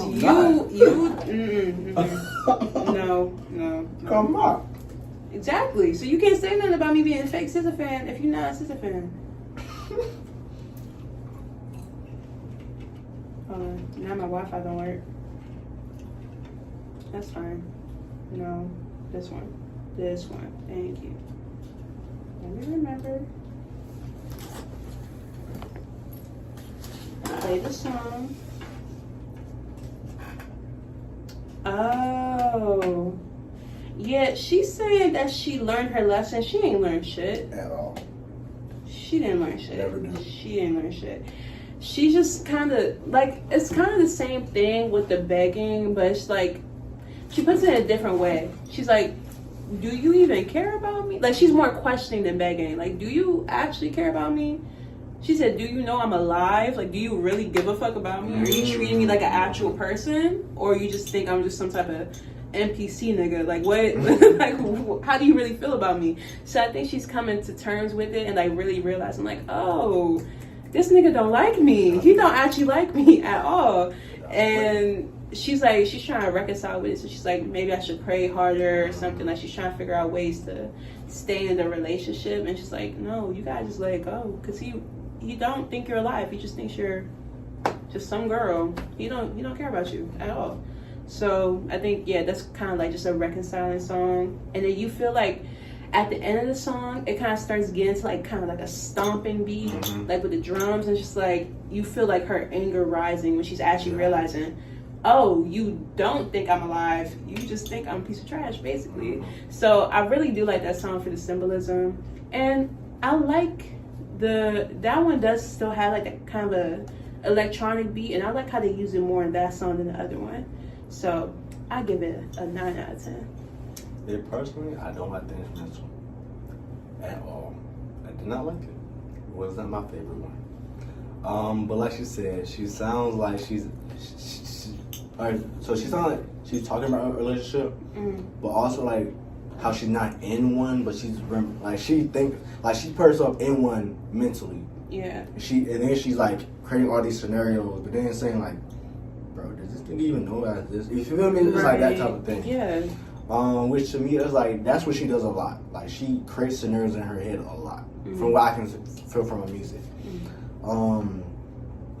Overall, SZA's not bad. It's just like she begs a lot. Like, she wants attention from men so much. I'm like, God damn. You feel me? Like, Yeah. stand the fuck up. It's like most of her music does revolve around a nigga. Like, yeah. Like, I hadn't heard one song about her friend, about her mom, but I heard her grandma. Yeah. But it wasn't about her grandma. You feel me? It's like, right. all these are about, like, she is like the female Taylor Swift. Well, no, the black Taylor Swift is what I'm going to say. Because Taylor Swift songs are all about men. You know SZA what? In that respect, you're right. I don't fuck with Taylor Swift. I don't like either. No, wrong. Some of her songs are fire. Like, Shake It Off. I love that song. Did you see the music video? No, I did not. She basically surrounded herself with black women twerking and wore big bamboo hoop earrings and fake twerk. After that, I didn't fuck with her. Because I'm like, what the fuck are you doing? You're white. I did not see that. Yeah. So after that, I didn't fuck with her. The song was good, though. I liked it. But I don't like it no more because I don't like her. And that's why I'm glad the Chiefs lost. Oh, yeah. I'm glad about that shit, too. Only because they got my boy Lamar out there. Fuck you. And you know what? I didn't want either one of them to win. On my Instagram, I put, I hope both teams lose. Because the Eagles beat the Commanders. And I'm from DC. Disgusting. I'm from DC. Disgusting. I'm from DC. Disgusting. I'm from DC. Commanders. I have to be. It's my birthright. I have to be a Commanders fan. I don't have a choice. I don't have a choice. No, I'm from Jacksonville and I'm a Ravens fan. Like, what? Good for you. My whole family Commanders fans. I've been conditioned to be a Commanders fan. No matter how trash we are. Y'all been trash for years and y'all got good 1 year. When we got Jaden Daniels. Now exactly. we're great. And now we're going to make it to Super Bowl next year. Oh, no, you're not. Yes, we are. No, you're not. Yes, we are. We are. Mark my words. Mark my y'all, words. Y'all gonna we're going. Again, y'all gonna lose again to the Eagles. Huh? Y'all gonna lose again to the Eagles. Hey, I do love the Eagles though. I was hating a little bit, but that's only because they were going against my team, so I had to hate on the other person. I love Jalen Hurts. Us personally, we're gonna win against the Bills. So the only reason that we lost against the Bills was because a quarterback dropped the ball and because Mark Andrews dropped the ball. But next year, no, Mark Andrews is a great. Mark Andrews is great. He just made one mistake. But if that didn't happen, we were gonna beat the brakes off the Chiefs. The Chiefs are ass, bro. Mahomes was in a box the whole entire game. Why he get sacked 2 times?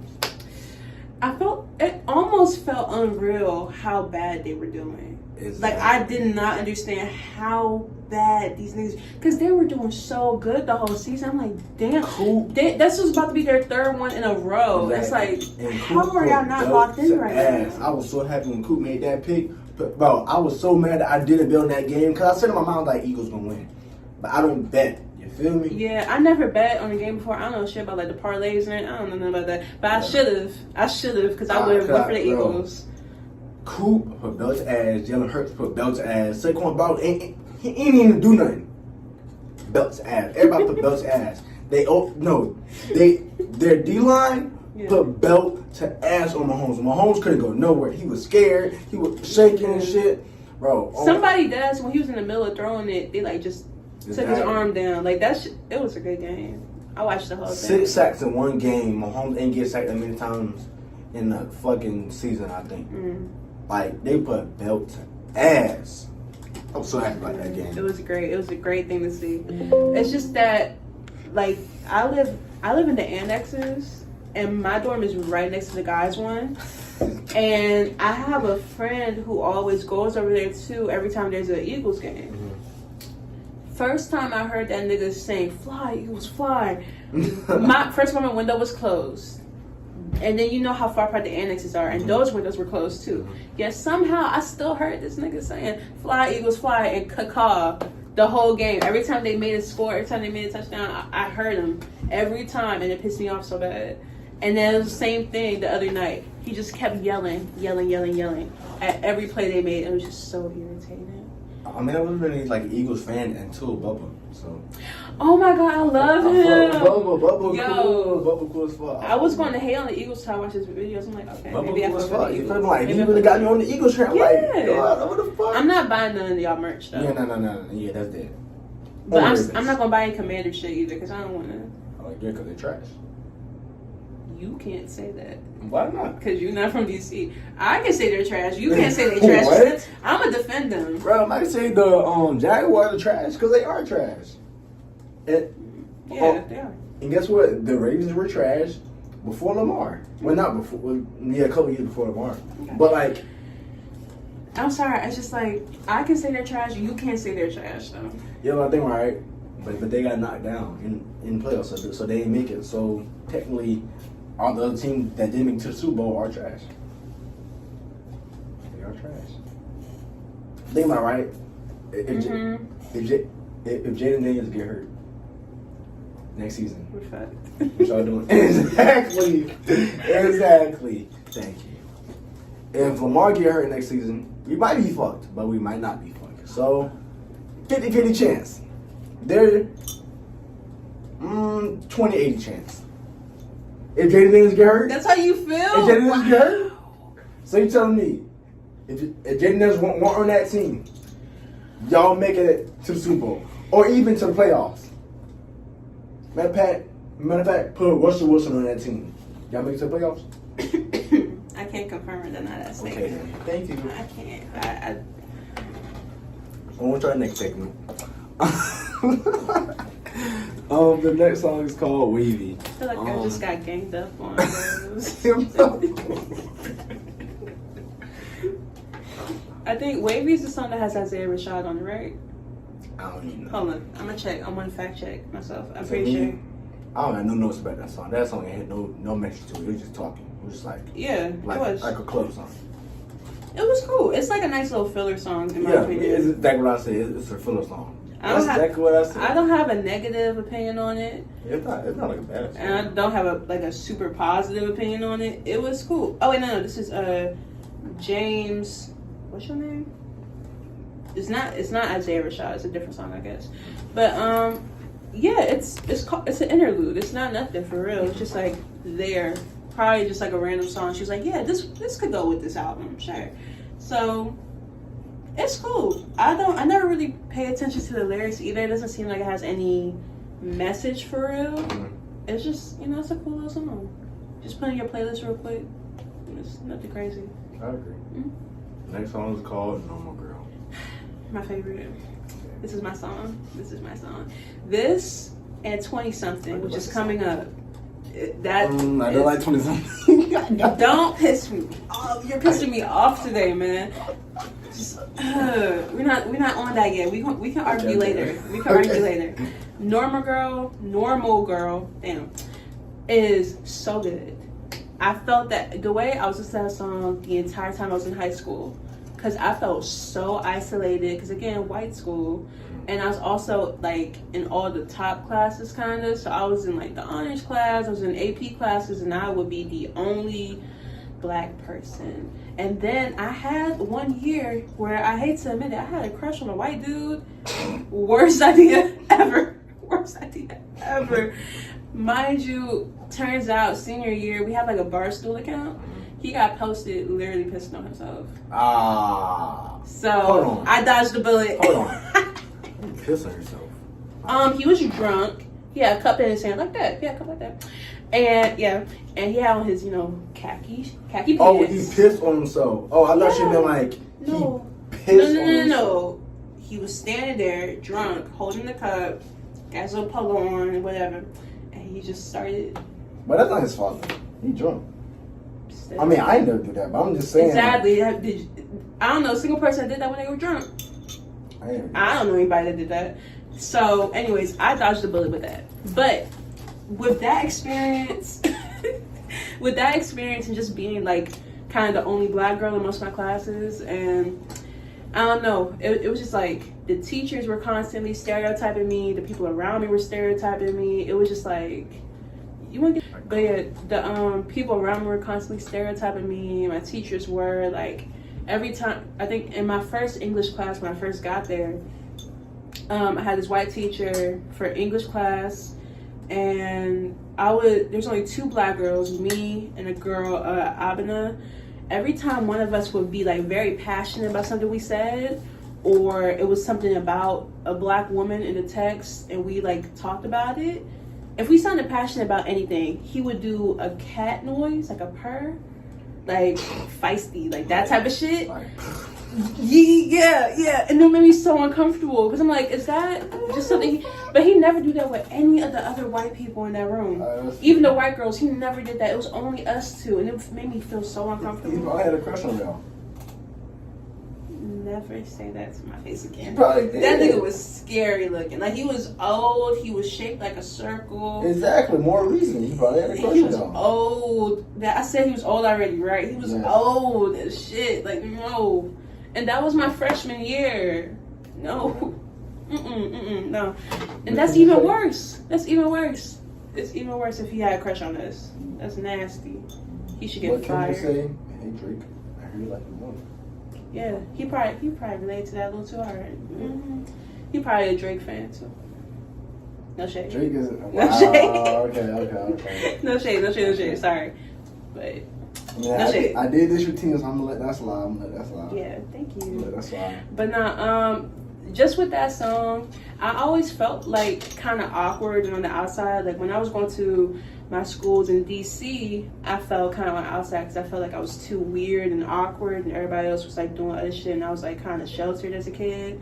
But then when I got to my white school, I felt like I was too black and I was too different from the stereotypes they wanted to put on me. So I just didn't feel like in place anywhere. So like that song really, really got to me. Like, damn, I wish I was just like a normal person. I never wished I was white. Cause I don't want to. I never in my life want to be white. If I get reincarnated and I turn into a white woman, just no thank you. But white people watch my channel. There's nothing wrong with y'all. Personally, I like my black skin. No, there's nothing wrong with white people. I just like I said, I like being black. Yeah. I like this. This is cool. I like being able to say the nigga. Yeah. Imagine not being able to say nigga. You can't say it. You can't say Y'all it. can say it, but just don't let me hear it. You feel me? No, you can't say it. Bro, you know they say it. I know, but I'm telling you, you can't say it. I know you're trying to say it right now to my face and calling you one. You can't say it. You know this and saying, what's up, nigga. You know they is, but at the same time, they won't say it in my face. So like I say. And what happens when they do say it to your face? You'll see. Yeah, that's real. See, no white person ever said that to my face while I was in school. Nah, I don't know if they were scared of me because everybody knew I was from DC too. Because you know they do the icebreakers at the beginning of the year, and I'm like, oh yeah, I'm from DC. So everybody's kind of scared of me, or they will always say, oh, you're from DC, but you don't seem like you're from Southeast DC. What is that supposed to mean? Like, oh yeah, no, I'm from Southeast DC, and they're like, oh, but you're so well spoken. What the fuck is that supposed to mean? Like, I hated that shit. So you didn't get old enough. Right, exactly. It's just like I don't have to. Even if I did act like I was from DC, why would it matter? Because like I was very DC, but my brother taught me not to be. He went to a predominantly white college. So he learned to kind of code switch, and he taught me that when he came back. Like I said, like jive, mode, joint. I said that shit every other word, and he kind of got me out of that. So I rarely say that shit anymore. But even if I did, what's wrong? That doesn't make me any less intelligent. It doesn't make me any less than anybody else. But yeah, normal girl hit for me, and I think it started to hit more as a racial thing for me, like maybe last year or the year before. But at first it's always been more like romantic to me. Like I feel like the people that I like never really went with me. They never really found interest in me. They always found interest in a different type of person. Like, does that mean I'm not normal? Is that the normal that people want? Do I have to be that? But like, no, I'm fine how I am. I'm good now. So yeah. I actually really like Normal Girl. 10 out of 10. One of my favorite songs on the album. 10 out of 10. Thank you. The only song I would give 10 out of 10 to the album. Well, this is the album, personally. I really like the message. I really like the beat. For me, it seems like she's talking about singing. Well, she's saying like how she's not normal enough for her parents, for relationships, and for her mother. That she feels like she's not the girl that you would bring to your mother. She's not the girl that you would tell your friends about. She's not the girl that like she's not good enough for her dad. So she's comparing herself to other people, but she's not fitting their stereotypes of her. Right. You feel me? And I feel like a lot of people can relate to that, men and women. You feel me? I feel like for men, it's more of they don't fit what their image of their dad is or what their mom expects them to be. For women, it's what their mom expects them to be. Yeah. And their dad, in a sense, you feel me? I feel like for men, it's more of dad predominant because you want to be like your dad. If your dad's in your life, you look up to him. Or to your uncles, whatever, male figure that's in your life. If it's your mom, you look up to your mom, your sister, whatever, because you see your first similarity in them. You feel me? Like, so if you're a girl, you see your mom's a woman, you gonna say, I want to be like her when I grow up. I want to be a woman like her. If you're a boy and you see a man, you see your dad, you're like, oh, I want to be like man like him when I grow up. So it's just like who you're looking up to. And if you're going through your childhood, you're going through your adolescence, and then you've never been enough for them, you're never going to feel like enough as a person when you grow up, because the person that you look up to the most, you've never been enough. So you're going to compare yourself to that image no matter what, no matter whether you're rich, whether you're poor, whether you have 2 kids and a wife, whether you have the American dream, the picket fences, the big ass house, the 4-5 cars. You feel me? That never going to feel like enough because they never told you were enough. You feel me? Like, no matter how much people tell you you're enough for them, the person that you looked up to the most, the first person that you looked up to, you're not going to be enough. So that's why for me personally, I had to be enough for myself first. And then when not for myself, I might be enough to know that I'm enough for God, right? And then I could be enough for myself. You feel me? Like for me, it was more of, I can't rely on somebody else to call me enough because I'm never going to fit their image of what I'm supposed to be. Because of somebody else's image of how they are tainted. You feel me? Because they've been through a different life, right? So say my mom, for instance, she's been through a way different life than I've been through, right? So her image of a man is going to be different from what I think a man should be. Same thing with my dad. My dad thinks a man should be this. I think a man should be this. You feel me? So we're not going to have the same conflicts, the same ideas of what it should be. So I may not be enough for their image. But it starts with me rethinking my mind. Well, I'm enough for me. This is my image, so I can be what I think I'm supposed to be. You feel me? And the comparison is a thief of joy, right? So if you're comparing yourself to a person all the time, you're comparing yourself to what you're supposed to be, you're never gonna find joy no matter what. You feel me? That's the anything you do in life. Like you can literally be the most successful person in the world. Like, if you want to be a model, let's say you're a male. I mean, you look up to Ashton, what's the name? Alton Mason. You want to be a male model, right? So boom, you're the biggest male model in the world at this moment. You're not going to be enough because you're comparing yourself to him. Well, he did this, he did this, he did this. You walked all his wrong ways, but you don't look like him. But you're the biggest in the world. You're still not going to feel like enough in your heart because you're not him. You feel me? Same thing if you're a woman. Let's say you're a woman and you want to be a male. Like women, you want to be a female model, right? Let's say, what's that girl name? Tyra Banks. I don't know Tyra Banks. Oh yeah, yeah. Tyra Banks. Naomi Campbell. But I was thinking of Aina, whatever. Oh, the girl from Howard University. Yeah, her. I don't know how to say her name. I never heard it out loud, so I don't even want to try.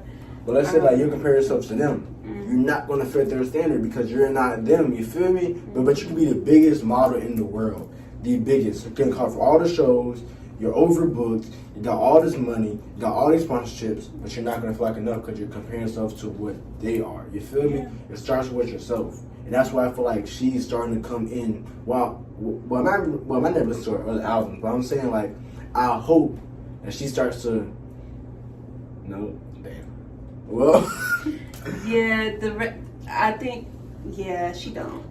Oh. Because in SOS there's a song called Special. Mm-hmm. She says she wishes she was special. Like she changed. She like starts off being like her normal self. Then she's like, oh, I wish I was special. Then she starts changing herself and getting treated differently. Okay, wait, yeah. So when she's her normal self, he treats her like any other girl. Mm-hmm. So she starts to become what he would want her to be.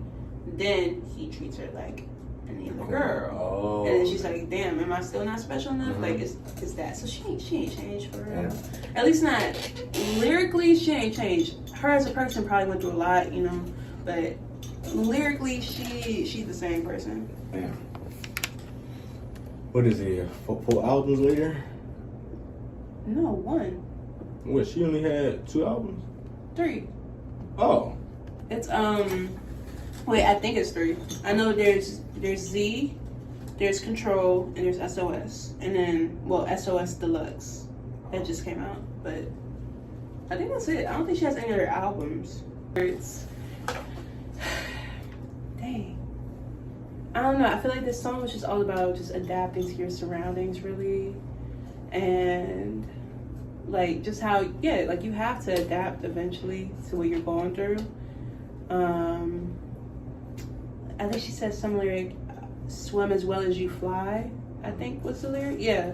And it's just like, yeah, you might be good when things are normal in your normal environment flying, but can you swim? Can you adapt to something new like that? And I think it could also be talking to like her younger self, or maybe just like young girls in general. But I think it's a very beautiful song. I haven't really dived into the meaning of it 100%, but it's just like, it feels very, like, it feels like a comforting song. It feels almost like a lullaby type thing. Like, I really do enjoy listening to that. And yeah, it's just all about change, like embracing change, adapting to change, getting used to it. So the instrumental is very, very slow in this song. Not as fast. I feel like the birds she's talking about is about like a girl or a young girl that has been through a lot, or she's speaking on herself personally, that has been through a lot. But she's also talking about a partner, a partner that she has in that how. But she's also talking about a partner that she has and how she wants them.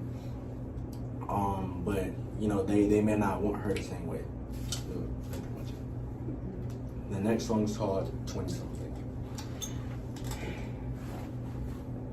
go ahead and say your piece on this. Go ahead. I want to hear it. My opinion in this song, she's talking about herself. Mm-hmm. The actual instrumental is not a bad song. The melody is not a bad song. I don't personally like it. Only because it's still about a guy. Like, we are 14 songs in and it's still about a guy. You feel me? Yeah. She keeps comparing herself to everything else. Like, she's 20 years old or 20 something, and she's saying that how she hasn't gained anything from past relationships. Mm-hmm. She hasn't brought anything back with her. She doesn't have everything at 27 years old. Cause you know why? Cause she's focusing on guys. That's why she doesn't have everything at 20 years old. You feel me? Like, her whole life has been absorbed with men. Mm-hmm. Instead of focusing on herself. Now, even when she's a megastar, it still revolves around men. You feel me? Mm-hmm. And like, me personally, I don't like artists that are sad every single album. Like Rod Wave, I don't like him that much. I like his album, but you can't be sad every single album. Like, from 2016 into 2025, you still sad. You feel me? Like, you're the problem. SZA. Go to therapy. It's what, 2015 from 2025, and you still sad. Like, you're the problem. You feel me? Like, at a certain point, it has to be like, what am I doing wrong? Yeah. Like, even if the songs aren't true, then I feel like you're lying to your fans. Wow, it's gonna be hard to follow that up, but I will. I don't think this song is super focused on dudes. Actually, like, when I listened to it, it felt like so she does mention like hoping her 20s don't end, hoping to keep her friends and everything like that. But it's also like what she's saying, like, don't leave, stay, thinking of the past and everything. I don't see that as her thinking about the romantic relationship as a whole. I think she's just thinking about her youth and how, like, she kind of wasted those years on dudes. Okay. At least that's how I pictured it, because that's how I feel. Yeah, like, I feel like if you're centering your entire 20s on niggas, yeah, you're going to regret that. And it's like, you want to keep your friends because you've been giving all your attention and energy to these romantic relationships that don't want nothing to do with you, really. So you're like, oh, I hope my friends don't leave me. Let me actually focus. I hope my friends don't actually leave me. I need to pour into things that actually matter, that will actually benefit me. And the romantic relationships is just not going to do what a friendship does for you. And friendships are like in my opinion, they're more important in the long run. Yeah. Because even if a romantic relationship ends, at least you got your friends with you.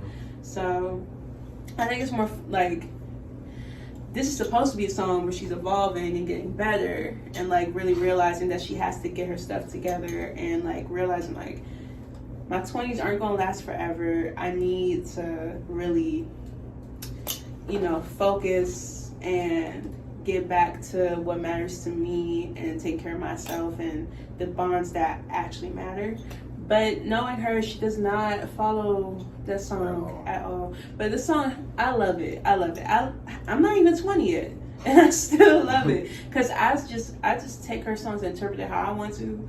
Like, with that song, it's just like, when I turned 18, I got really scared because I'm like, damn, I'm about to, like I said, it's all in the same week. I turned 18 and I graduated the same week. It was just like, damn, I don't want to not be a teenager anymore. I just started really being a teenager. Yeah. And now I'm about to be 20. Like, even this year, it's my last year being, like, a teenager. I'm going to be 19, and then that's it, and I'll be 20. My best friend is 20. Well, she's about to be 20 this year, which is just like, how are you 20? You still love Lilo and Stitch. How are you 20 years old? That doesn't make sense to me. Like, it's just such a big age that's, I can understand how it feels to like waste all that time focusing on guys. So I'm glad I heard that song early, because now I'm like, it's like a cautionary tale. I'm not going to live my 20s like that. So that song is not going to relate to me when I turn 30, because I'm not wasting my 20s at all. I did all that dumb shit now. Overall, what'd you rate the album? Are we using stars or like 10? We're going 10 out of 10. Okay. Now, keep in mind, 10 out of 10 is the best album you've ever heard in your life. Okay. I'm on like no skips, amazing, like you can listen to it every single day. A 0 out of 10 meaning worst album, all skips, like you don't like no songs on none. You feel me? Okay. I want to give this album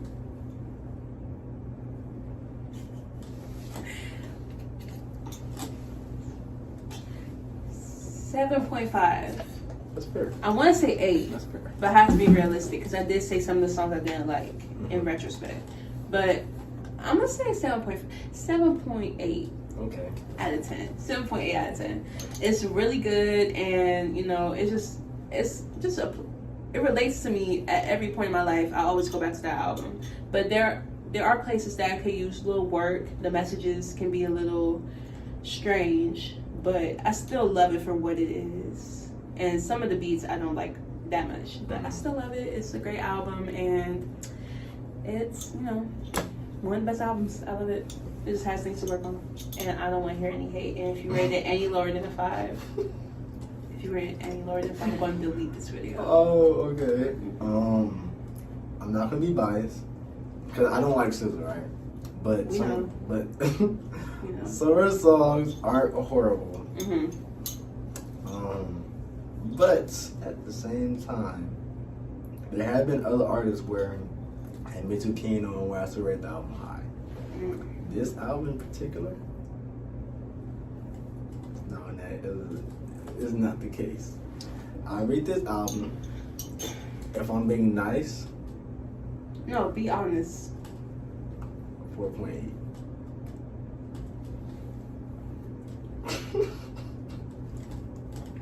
If you haven't unsubscribed already, no. Only because for me, there are some skips on the album, but there are some songs I really do like. There's like 2 or 3 songs I really do like. But on a 14-track album, 2 or 3 is not that many. You're right. So like, but there are also songs that are listenable, but it's not, for me, it's like I will play it a lot, right? So this is all my opinion. So you feel me? So your opinion might be different. For me, it's not that high because I cannot relate to the songs as much as somebody else could, as much as she would. You feel me? So if I was being nice, if I was actually listening to SZA, I really like a 6.2, right? But since like I'm not a SZA listener and I already do not like her type of music, and then this wasn't my type of album, and then also it was only a certain amount of songs that spoke to me, I rated it a 4.8. Hater. But with that being said, that's the end of the album. Let me know what albums you think, and let me know what songs you like. Yeah, there are some more videos to come. You feel me? I hope y'all gonna like them. With that being said, that's